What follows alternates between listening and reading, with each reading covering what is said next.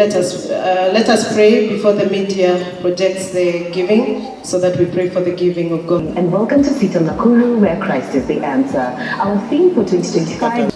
Who every day they wake up, they don't know, but they arise by Camping. Well, Hope's Camp is here, and we're excited to have all our grade 8 children and their equivalents to take part.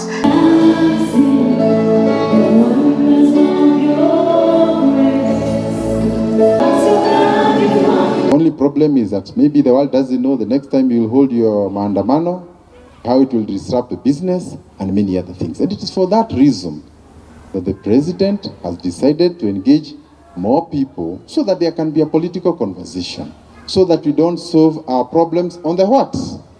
On the streets. If there's a political problem, let it not be solved on the streets, because that way we make our businesses difficult.